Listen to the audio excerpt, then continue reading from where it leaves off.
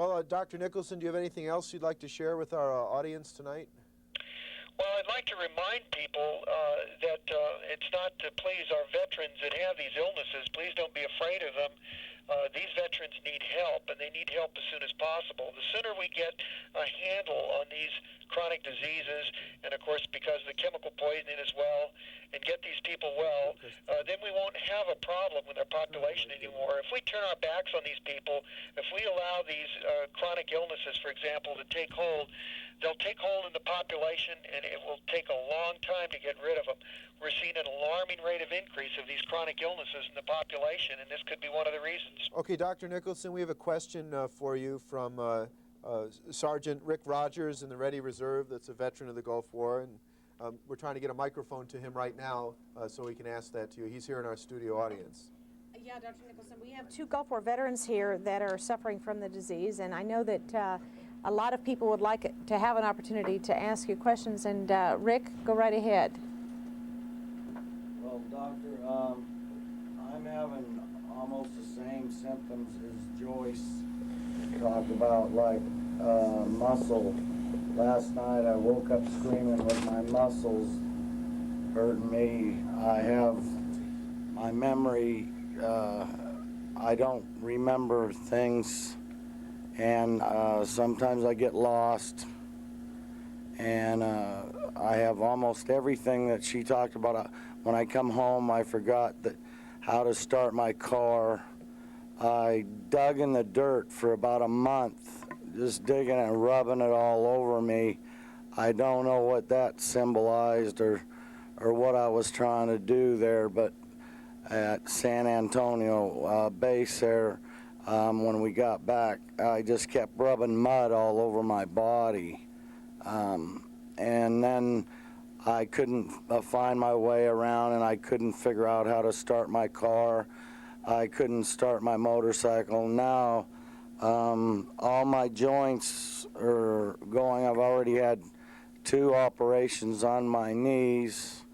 My esophagus replaced, they rebuilt it. The tumor's removed. I've lost most of the use of my left hand. I had a big tumor removed from my wrist.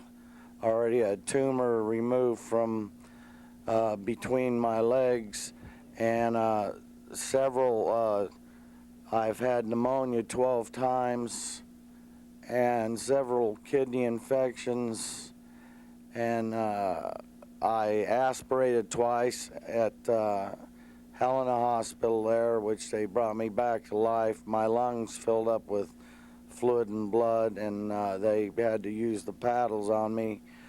But I was very healthy, and I ran a mile and a half under 7 minutes before I left for over there, and the muscle pain, like Joyce described, is unbearable. I scream at night, and I wake up, and I can't get up out of bed by myself no more.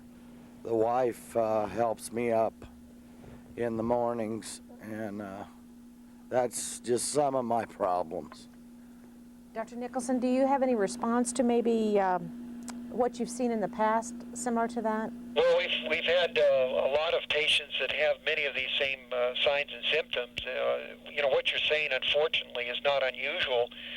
The only thing I can say is that you need to be tested. You need to have your blood tested as soon as possible to see if you're positive for these agents. And if you are positive, I think you need to have extensive antibiotic therapy. When it gets to this stage, you may actually have to go on intravenous therapy for a while. And this becomes a problem because you really have to be under direct care of a physician to undergo that intravenous therapy. But usually when you have an illness, if it's a chronic infection and it's really taken hold like this, it requires a lot to get rid of it. Okay. I also had lockjaw when just last year I had lockjaw, which resulted in very serious cellulitis attack, and almost died from that. That was at St. Pat's Hospital over here. My blood, every time they test it, my sodium level is down now, and most of the time they have to keep me in the hospital. And most of this year I've been in the hospital with my blood up and down, just different things like that just happening to me all the time, and mostly muscle problem. I mean, I can't hardly walk. I don't imagine it'll be another 6 months and I won't be able to walk. I'll be in a wheelchair. Well, one question that I have, were your signs and symptoms fairly immediate after returning from the Gulf, or were they very slow in terms of their appearance and in terms of their intensity? No, they resulted right away, especially I had very high amount of fatigue, and I had a high paranoia. I was frightened all the time and scared to be around people, and whether it was fear to give them something or something else, I don't know, but this went on right away, and right away my joints started right away, in my muscles. I started getting muscle pain right away. Let me ask the question again. In theater, did you have any of these signs and symptoms in theater? And when did you leave the Gulf? I left December 13th, Friday the 13th, December '91. And no, okay, you were there during the Desert Storm, presumably. I had no symptoms other than things that was going on over there didn't seem normal to me. Like the people, they seemed awful paranoid, and they acted strange to me. You know, Dr. Nicholson, let me interrupt right here. What he's talking about are things that you've heard about many times, I'm sure. Is that correct? Yes, that's correct. We're talking about muscle spasms. The VA's seen this a million times. They know this is happening. The memory loss, they know that's happening. They can almost make a clinical picture of a Gulf War veteran now, but yet they're not treating them. One thing I want to bring up is what he just mentioned about the paranoia, the startle reaction, the irritability is right now, and I hate to alarm people, but I think this needs to be addressed. We're seeing numbers of Gulf War veterans that are now having very severe violent reactions in which they commit violent crimes. And I'm concerned about the fact that they've been placed on Prozac, placed on Halcyon, told they're, a head case and just get a life, and now they're committing violent crimes. And these guys, many of them, were choir boys prior to the Gulf War. They'd never so much as spit on the sidewalk. Are you seeing this kind of situation? Well, I've been contacted actually several times within the last 6 months by lawyers who have clients who are in prison because of violent crimes, and they want to find out about this because their clients are sick, and when their clients were sick and committed crimes, they had no memory of those crimes in some cases. And so, yes, there is a concern about this, and we're seeing it. That's true. We're seeing these problems, and it is making an impact, more or less. One thing that concerns me also is that, now I know Rick that was just speaking was in a military police unit, is that a lot of these guys that served in MP units have now come back to the States, are serving in the military, are serving in the civilian police. They're law enforcement people who now carry a gun. And many of them have told me they don't dare go to the VA because if they get a diagnosis of a psychiatric disorder, they're going to be labeled as a head case and they won't be able to carry a gun. So it's going to be their whole livelihood that will be at stake. You're exactly right. If they're diagnosed with any psychiatric illness, then they will be decommissioned as a peace officer. That's almost an automatic. And consequently, many of these individuals do not come forward, do not admit their illness. In fact, we've run into a few. And in fact, we were helping members of the police force when we were in Houston, one of which was actually a former member of the Houston Police Department who became paralyzed. And we were, helping them. She did recover on antibiotic therapy. So we have seen this, and it is a major problem. Well, I just thank you for what you're doing, and I hope that you continue to do it. And I know that everyone will. You need everyone's support in doing this also, because this is a real problem. Because I know Dr. Nicholson is now doing this out of his own pocket, and has been treating Gulf War veterans for the last 4 years out of his own pocket. So we need to provide the sources of funding outside the government, because not $1, to my knowledge anyway, has gone outside the DOD to anything that is really going to be effective. Since there is no illness, and they don't want to treat an illness that doesn't exist, we're going to be stonewalled for quite a while. Well, hopefully things will change, but I wouldn't expect them to change, as soon as we need for many of the people who are sick. I was on the telephone this evening with Randy Hebert and his wife, and I think for those of you that have watched C-SPAN in the last couple of days, you couldn't help but to notice Major Hebert from the Marine Corps giving testimony to Shay's subcommittee on intergovernmental affairs. Those of you that, let me just give you a little test here. Do you remember the Marine who couldn't speak any longer, had been diagnosed with ALS, and his wife had to speak for him? This was the individual that we were discussing possible diagnosis and therapy with just this afternoon, and I did receive his complete medical records, and we've been going over these right now. So we have been seeing an alarming increase in these autoimmune-like disorders. ALS, MS, lupus-like diseases, and so on. And these are not by chance or accident. These are being caused by the chemical and biological insults that the body has received, and we need to do something about this, and we need to do it now, because these individuals can't hold out till Congress makes up its mind, till DOD makes up its mind, and the VA does something. Dr. Nicholson, some time ago on the news they talked about people that had a so-called AIDS gene, that if they had 2 pairs of this, they couldn't get the virus. If they had 1 pair, they would get HIV but wouldn't get the symptoms.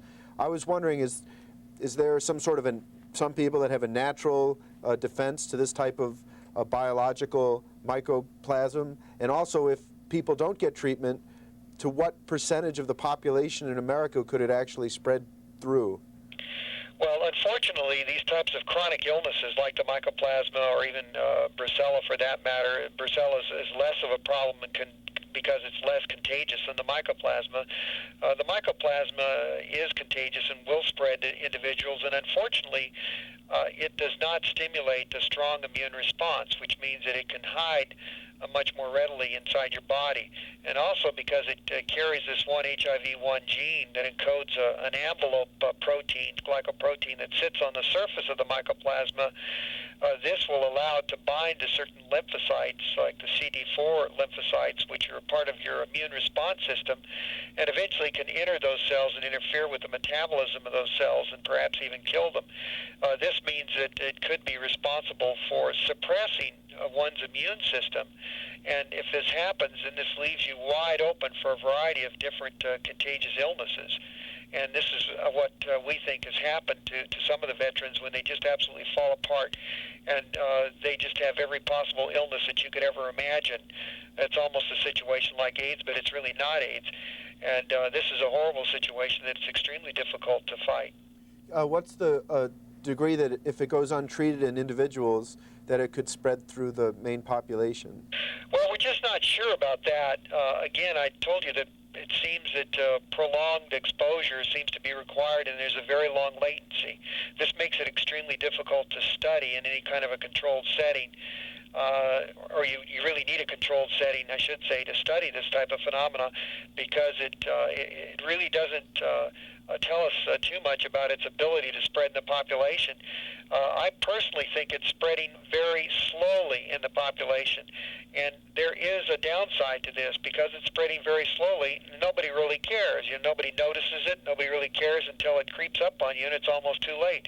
So in a way, this is more insidious than something that rapidly is transferred and is rapidly fatal, like Ebola virus or something like this, because people, they recognize the signs and symptoms of hemorrhagic fever almost immediately. Those people are isolated and kept away, and then it becomes a problem that is limiting, self-limiting almost. But these types of illnesses are not so apparent. They have a very long onset. It's hard to detect them. They slowly spread, and then you get to a situation where all of a sudden everybody's chronically ill. And you didn't notice it so much before, but you look around and everybody seems to be, sicker than they were a few years ago or whatever. And we've seen communities, for example, we're working with 2 communities in Northern California that are absolutely riddled with these chronic fatigue-like illnesses. And one of these groups we're working with in Shasta County in Northern California, people are starting to recover now for the first time in over 10 years from these sorts of chronic illnesses with the appropriate antibiotic therapy. So hopefully we can make a dent on these before it becomes a major public health problem. Dr. Nicholson, could you restate your address again for us before we say farewell? Yes, if anyone needs information, we send it out free. They can write to me, Garth Nicholson, at the Institute for Molecular Medicine. That's P.O. Box 52470, Irvine, California, 92619. And we'd be glad to send you out an information package containing a lot of materials and information and so on. Oh, well, Dr. Nicholson, thank you very much. We know you're very busy, and I guess you're looking at that report of that man that was on television tonight also. And thank you for taking time out of your busy schedule to be with all of us here in Missoula tonight. Well, I'd like to, again, thank Joyce Riley for what she's doing. I tell you, she is one of my heroes. She's doing a Herculean job in trying to get the information out and to try and help as many people as possible. And God bless you, Joyce. Well, thank you. The same to you and Nancy. Thank you so much, Dr. Nicholson. Okay, well, let's take our question. Now, you're welcome to ask anybody here in the room anything that you'd like. Hello, you're on the air. Hi. Hi. I called Joyce probably about a week and a half ago down in Texas. My name is Laura, and my husband was the Persian Gulf vet. Yes, Laura. How are you? Fine, thank you. Good. I just want to clarify a couple things. Kendall couldn't be with me tonight to call you or to come to the studio or anything like that. He was hospitalized in the West LA hospital, the VA center, yesterday morning. And so he wasn't going to be here, but he's having me tape this program and everything for you. Dr. Baumschwager he has been let go from the West LA hospital. He is being allowed to practice under a limited contract at the VA walk-in clinic in Los Angeles, but that contract is ending at the end of the year. And my husband has been trying to see him for probably the last 90 days, trying to get down there. And we've just had tremendous bureaucratic red tape from the VA. And so how some of the people in the VA system that are kind of working against the grain were able to get him down there was they put him in for a Persian Gulf II exam, sent him down to the hospital, and then basically they're going to give him some of the guys down at the hospital are going to give him a pass, give him a van, and get him over to the clinic to see Dr. Baumschwager. They also have a vet out of Denver, Colorado that they're going to do the same thing for. But, my husband was an MP. He went over there. He did his duty. And, we have been just so totally lied to by the VA from the very beginning. He currently, all he draws is a 10% disability rating, neurological infection. And for the last 5.5 years, I'll bet he's been able to work 12 months out of that. It's completely financially devastated our family. I've gotten sick. My children are sick. Not really bad. The children and I have been pretty fortunate. But, my husband has basically completely deteriorated. They've diagnosed him with Persian Gulf syndrome. They diagnosed him with Reiter syndrome, ankylosing spondylitis, fibromyalgia, irritable bowel syndrome, reflux disease, and they said there's obviously an element of depression in there. They're not saying he's a head case, but they said anybody who's been chronically ill for 5.5 years with no hope of any of the medications working. At one point, they had him on a series of medications, and he was probably taking no less than 60 pills a day. Oh, that's incredible. Laura, I want everyone to hear what your story is, because your story is what's really happening right now. Your husband has a disease, he has not been able to work, and he has 10% disability. And this is not an issue over compensation here, but I will say that 95% of all the troops have been turned down for any type of compensation from the Gulf War, 95%. But right now we are looking at our troops being told there's nothing wrong with you, or gee, we can't find out what the cause is, or giving them all these pills. They're not getting any better. They can't work. They're financially bankrupt. And now, I think you said you're having the problems. Is that correct? I've just had like a lot of health problems, a lot of fatigue, my immune system. I catch everything. Like right now, I've had a cold for 6 solid weeks. I can't seem to get rid of it, and that's real common. We constantly have bouts of diarrhea in the house. All of the kids and I have rashes occasionally. We don't seem to have any of the musculoskeletal symptoms or the pain or the memory lapses or anything like that. We've gone to, in our household, because my husband has become so chemically sensitive to everything, everything in our house has been switched over to like non-caustic, environmentally safe. I can't really explain most of them, but we've changed everything in our house over to different things like that. We eat very differently than we used to eat. And he's still, even though they have tried, I will say this about the VA hospital at Fort Harrison for us.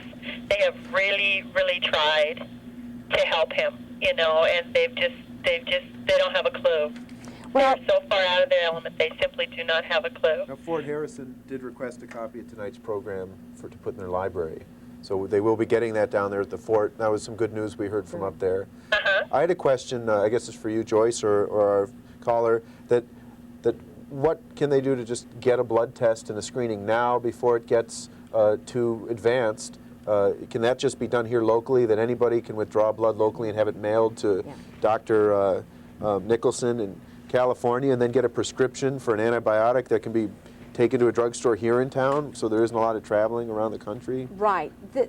What we recommend is that they get their blood tested if they can afford it. Now here's the problem, is it's $150 to get blood tested. Dr. Nicholson used to be doing it free of charge, but he was stopped from doing that at MD Anderson Cancer Center. So now it's Immunosciences Lab in California that's doing it, and that's $150 for the Gulf War veterans. We're trying to figure a way to help them with the cost on this. But you might want to consider getting the blood test. The doxycycline, if anyone has any problems paying for the doxycycline, we will pay for that. As long as somebody can get their prescription written by their physician and show us that they have the prescription, we will provide the money to pay for the doxycycline. And the reason I say this is because too many Gulf War veterans have been going to animal feed stores and getting the doxycycline. They've been going to animal feed stores like cattle feed stores and to fish food stores to get the antibiotics, and that needs to stop. But Laura, my heart goes out to you because you're right in the middle of this mess right now. You didn't ask for this.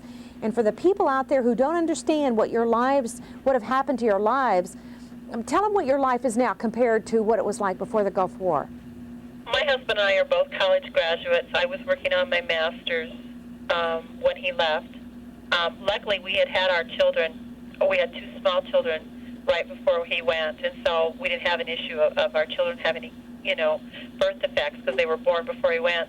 But I mean, our plans when he returned were he was looking at a PhD program at Stanford University.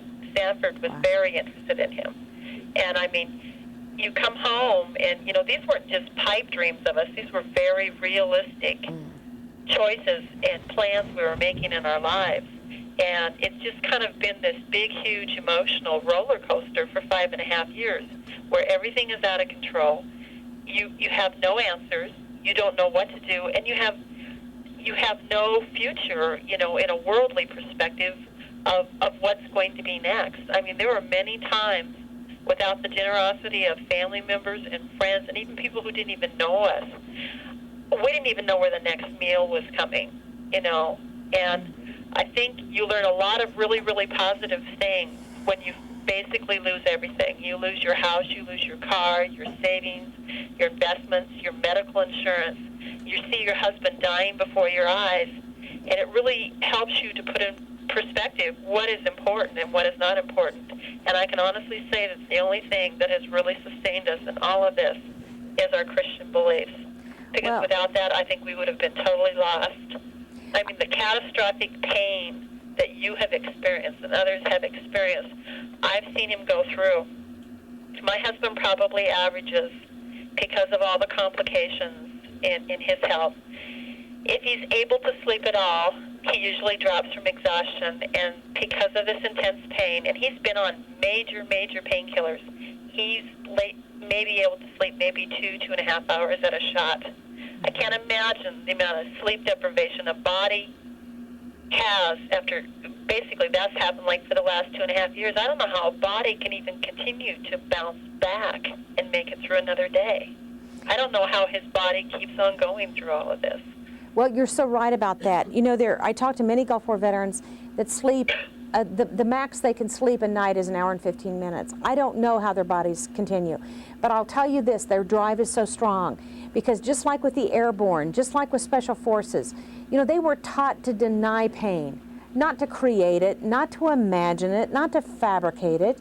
These are some of the finest people in this country, finest people that we had, the young men that were the most physically fit.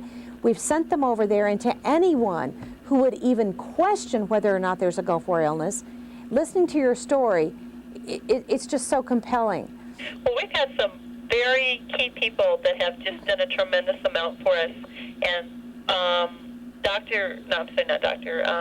Senator Baucus's office, I mean, we went to them in September of this year. Finally, we just, you know, after 5.5 years, people think you should have had a lot sooner than that, you know. But we finally had it, and we went in and we saw someone in his office, and her name is Angela. And, I mean, they basically were able to get him on full incapacitation pay because he's still in the Army Reserve. They got him on full incapacitation pay. We've seen more money in the last 45 days than we've seen in the last 5 years roll through his checking account from the Department of Defense. And he just got extended this afternoon for another 6 months of full incapacitation pay. He's getting more medical treatment in the last 90 days since we went there than we probably have had the benefit of in 5.5 years. Oh, that's wonderful. I mean, his office has really done a lot. So if anybody in, you know, Montana, because there aren't that many vets here. Now, people don't understand that, but per capita in the big picture, we don't mean a whole lot in the United States. You kind of get lost in the wash, but, you know, there are some people that will go to bat for you and will call people in Washington, D.C. and make the wheels move. Doesn't mean that's all the answers, but at least it's a start of something for you. Well, I'm glad to hear that. I'm glad to hear that someone is doing something in this area. I wish they would do something on a national scale to tell the truth, and the Pentagon to come forward and tell the truth. My heart goes out to you again, and I thank you so much for calling, and I wish you all the very best. Okay, well, I will see you tomorrow night. Wonderful. I want to meet you. Thank you Okay, so thank much. you. Bye-bye. Bye. It's amazing. Here they say they've lost all of these records. This is an article that we have from the New York Times, Joyce. We just got it 12/6/96. I don't know if you've seen it yet, but you can keep that. The VA has been accused of purging doctors who question Gulf illness stance in Washington. The lawmaker who has led the congressional investigation of the Persian Gulf War illnesses has accused the Department of Veterans Affairs Friday of an effort to purge the agency of physicians who publicly question the government's stand on the issue. The lawmaker, Representative Christopher Shays, Republican of Connecticut, was responding to reports this week that 2 VA doctors had been targeted for dismissal because they were outspoken in the view that some veterans of the 1991 Persian Gulf War had been made sick by exposure to Iraqi chemical weapons or by an infectious agent endemic to the Gulf. So here, if the doctors that the VA originally hired to take care of our people start speaking out in favor of this, the New York Times, which is a credible piece of journalism, tells us they're purging them. So maybe you wanted to comment on this and tell us something about what Schwarzkopf's up to and other things. Well, let me give you some background on this situation right here. Is Dr. Baumschwag of the VA in LA is being targeted right now. He is a neurologist and he is a psychiatrist. Now, Dr. Baumschwag had the audacity to come out and say, we have done neurological tests on these guys and they have a real problem. It's not a mental disorder. He tested them doing many different types of neurological tests and has found out that they have a memory loss, they have concentration loss, they have some optic nerve problems, they have problems related to the neurological system. He came forward with this information and he testified before Christopher Shays and was terminated. He went on the air in Spokane, Washington on KREM 2 TV. Now, Tom Grant of KREM 2 TV in Spokane deserves a tremendous amount of credit because Tom Grant is the first journalist in the major news to bring forward the story of the Gulf War illness. He told the truth. It's communicable. They're dying. And he had Dr. Baumschwag on. Dr. Baumschwag, the week after he was on that program, was terminated. These were the heroes of Desert Storm. 700,000 Americans roaming across the Persian Gulf. They were Army Rangers like Jeffrey Hutchison, slipping behind enemy lines to set the laser sights for all those smart bombs. They were sailors like Tony Wilner, boarding Iraqi ships and firing tomahawks. They were Marines like David Smith, sweeping into Kuwait City. But today, some 70 to 100,000 of those veterans are sick. Just so physically drained, and I have no idea why. Many, like Hutchison, Wilner, and Smith, are deathly ill. It's inflammatory, but I consider this murder. And saddest of all, many of their wives, their children, their friends, and even healthcare workers seem to be getting sick too. What I care about is people like this, and my wife, and myself, and my children, and your children, who are going to get this. Some medical researchers now warn we're already in the midst of a new epidemic called Gulf War disease.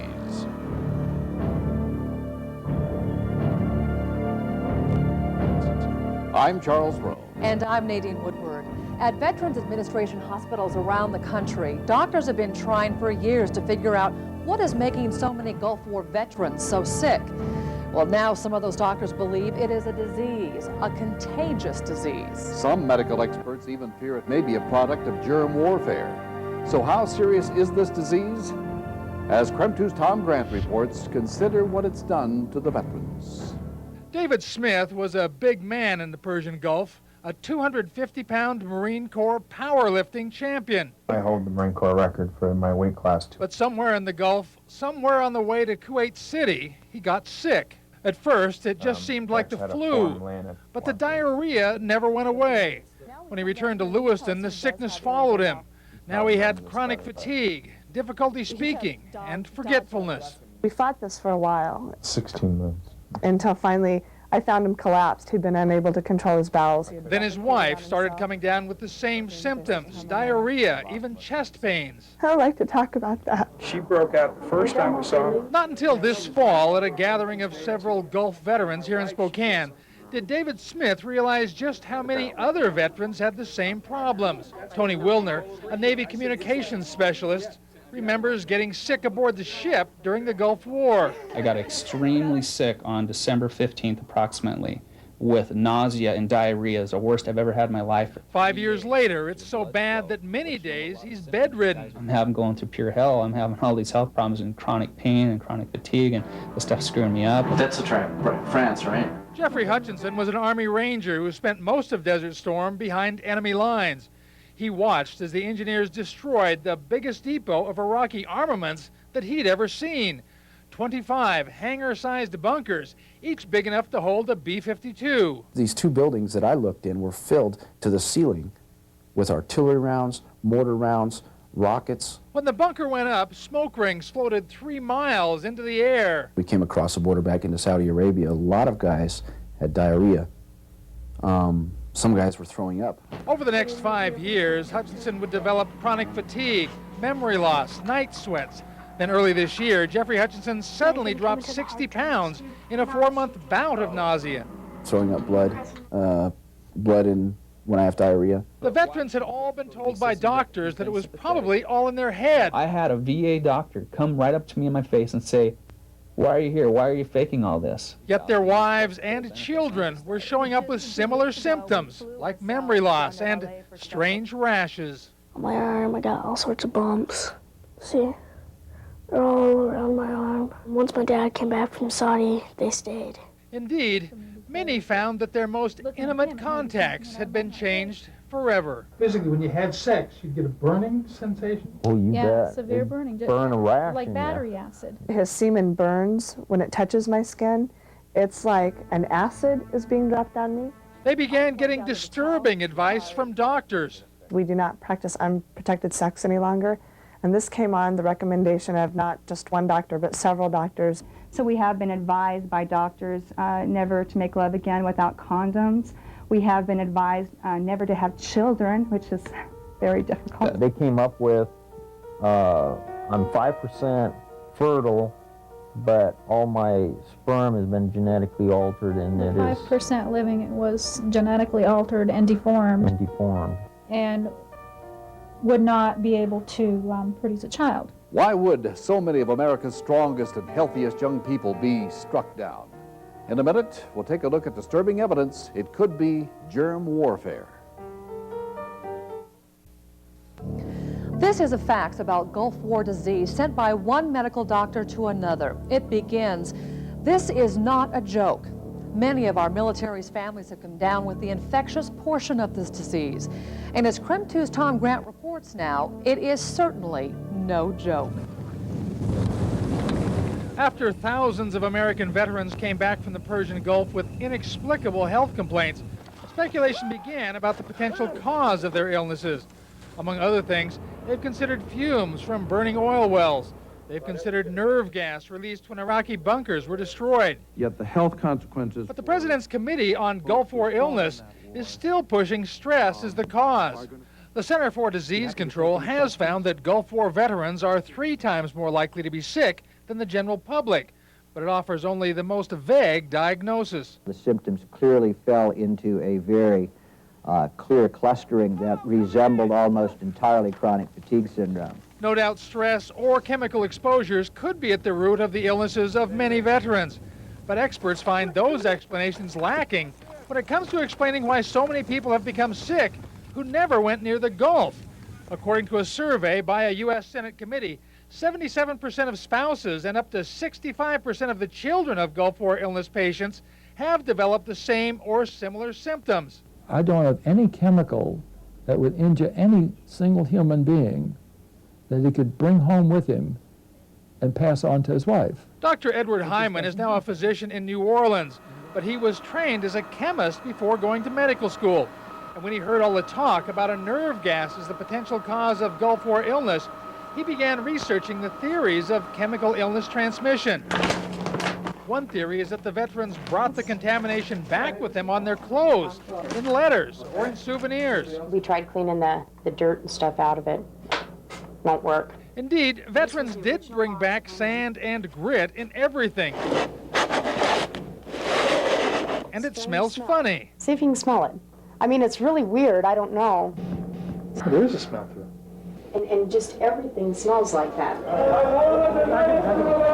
By looking into the sarin nerve gas attack in a Tokyo subway, Hyman tried to check that theory. He collaborated with a European scientist.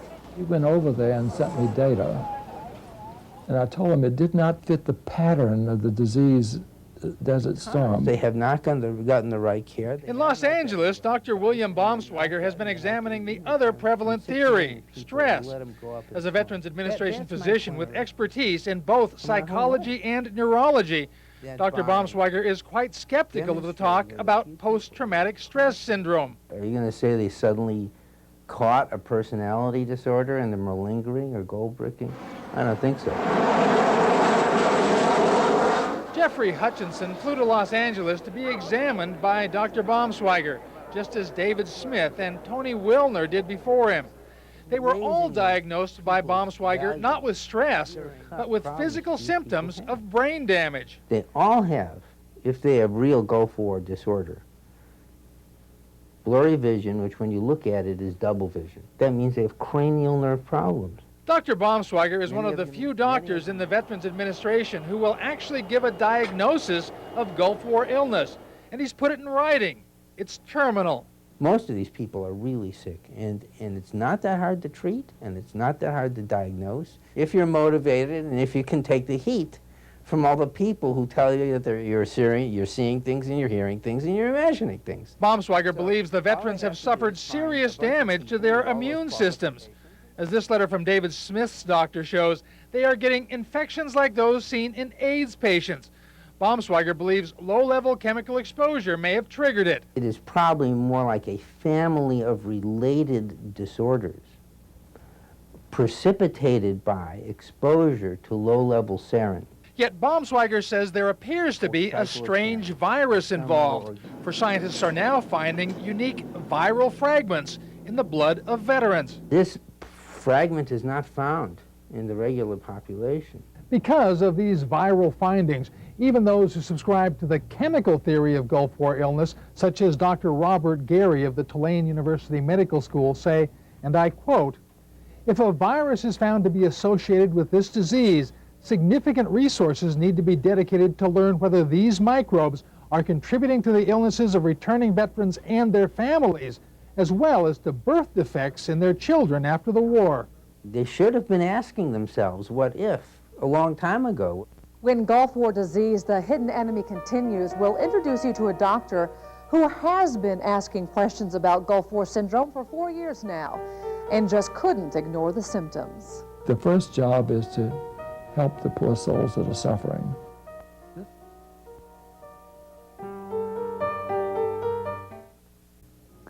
When soldiers returned from the Gulf War with a long list of symptoms, one New Orleans doctor took notice. In fact, these symptoms, aching joints, chronic fatigue, memory loss, night sweats, headaches, skin rashes, diarrhea, and depression, sounded like something he'd seen before, chronic fatigue syndrome. It's probably the same causation. Using a microscopic analysis technique that he developed, Dr. Edward Hyman began looking for certain bacteria in the urine of Gulf War veterans, bacteria that other doctors ignored. He found them. Then he hospitalized his patients at the Thoreau Clinic, and he treated them intravenously with high doses of antibiotics. Desert Storm, we stopped at 10 servicemen who had been there, and 10 wives and 2 adolescent children. It's 22 total. In the short run, every one got better. A few have relapsed, but most of Hyman's patients had dramatic recoveries. Men once bedridden went back to work. A pilot who'd been grounded was allowed to fly again. I didn't put him back on flight status. I don't know how to make that determination. Hyman theorizes that soldiers in the Gulf picked up a bacteria, probably one endemic to the region, but one that was fairly isolated until 750,000 Americans dropped in. But he also considers the possibility that American soldiers may have been exposed to biological weapons. If I were the madman of Baghdad and wanted to wipe out an army 10 times my size, I wouldn't do it with guns and such. Biologicals will do it a hell of a lot better. Based on his experience with bacterial contagions, he thinks the disease is slowly spreading from soldiers to civilians. The sick person's coughs or sneezes, and those droplets of water from the sneeze float through the air and somebody else inhales it and they get it. Hyman is not alone in his ideas. In Pennsylvania, Dr. Catherine Leisure has also been working with sick Gulf War veterans. I think it's an unknown infectious agent which is causing this syndrome or this illness in multiple different parts of the body of the Persian Gulf veterans. In Irvine, California, doctors Garth and Nancy Nicholson think they have found that infectious agent. Garth Nicholson is the former chairman of the Department of Tumor Biology at the University of Texas MD Anderson Cancer Research Center. He has published more than 400 scientific papers, including 9 on Gulf War illness. When our stepdaughter came back from her service in Operation Desert Storm, she slowly came down with an illness that we now know as Gulf War illness. And we found out that many of her colleagues in the 101st Airborne had similar illnesses, and nobody was doing anything about it. The Nicholsons had also noticed a striking similarity between the complaints of chronic fatigue syndrome and Gulf War illness.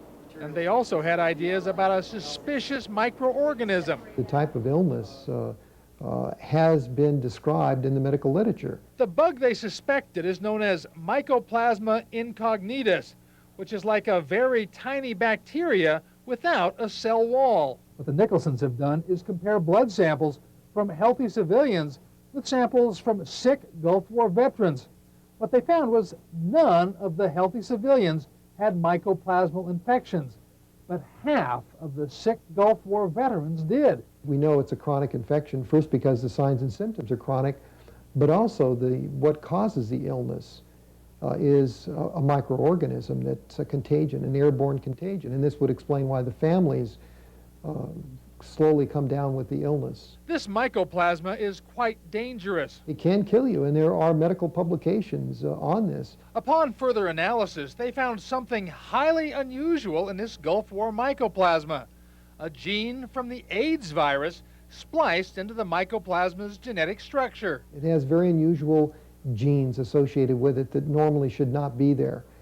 Therefore, we think that it might be a biological weapon that was released during Operation Desert Storm. Genes from the AIDS virus spliced into a mycoplasma. Germ warfare. That kind of talk has made the Nicholsons' work extremely controversial. Yet there is ample evidence that Saddam Hussein and the Iraqis were experimenting with biological weapons.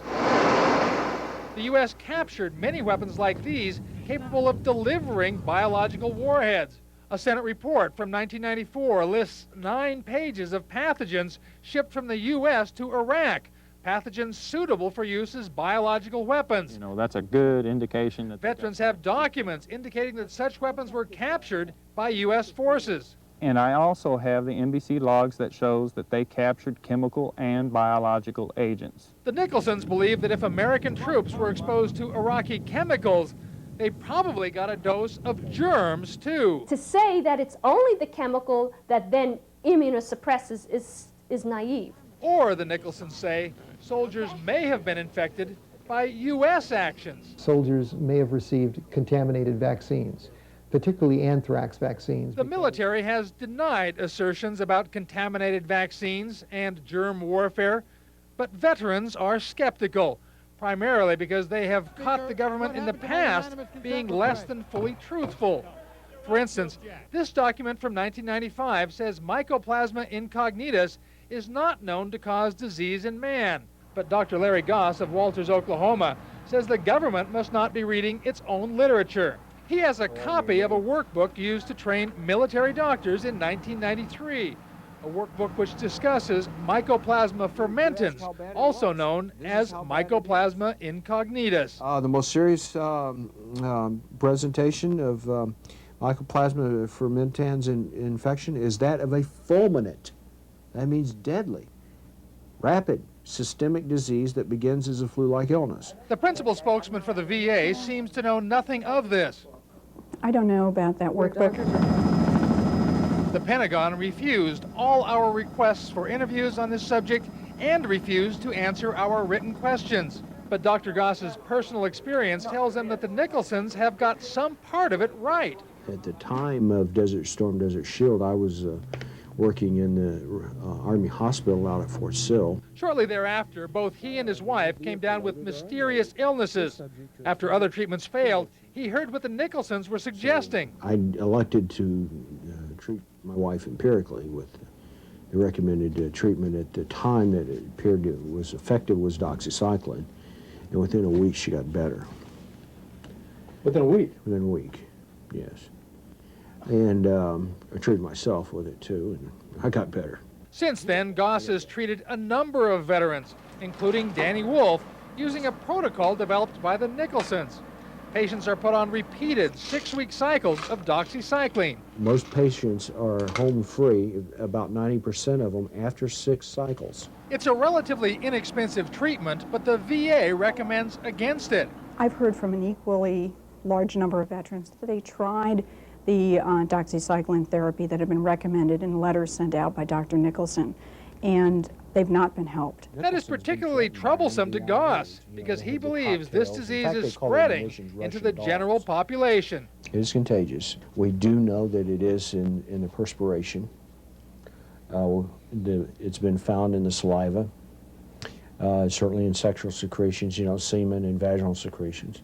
So it can be transmitted sexually. It just stands to reason, since it's in the nuclei of the white cells, that blood transfusions can be a problem. It is very scary. The Nicholsons are fearful that because military personnel so often take part in blood drives, that the nation's blood supply is already tainted. Unfortunately, many of these soldiers have Gulf War illness, and we've detected this microorganism in their blood.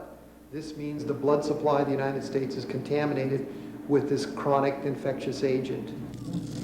Blood banks say they do screen out people with chronic diseases. There are specific questions we ask about chronic illness, chronic symptoms that would defer donors from donating. But because veterans have been told for years that the disease was in their head, not in their blood, doctors believe sick veterans have been donating anyway. Doctors and veterans say the question of the contagious nature of Gulf War illness needs thorough examination now, before it's too late. I think this Gulf War syndrome is a warning shot. It's a shot across our bow, the bow of our ship of civilization, that we better wake up. What we've done is that we've opened a Pandora's box here, and we've played dice with God's genes, and it's loose. Yet what the veterans have seen from their government is a pattern of denial, even of retribution. Consider the cases of Dr. William Baumschweiger and Dr. Kathy Leisure. They made presentations to a national conference on environmental medicine just last October, but they made some controversial statements. Soon Leisure was being fired, and Baumschweiger had his entire department shut down. Now, the VA denies that. So I would be very surprised if either of those allegations by either Dr. Leisure or Dr. Baumschweiger have any merit at all. However, veterans are skeptical of a VA that funds research into theories that burning semen is an allergy. There's a theory that an allergy to human seminal plasma can develop that can cause this burning sensation and even swelling or reddening of the sexual tissues. And we're looking into that further.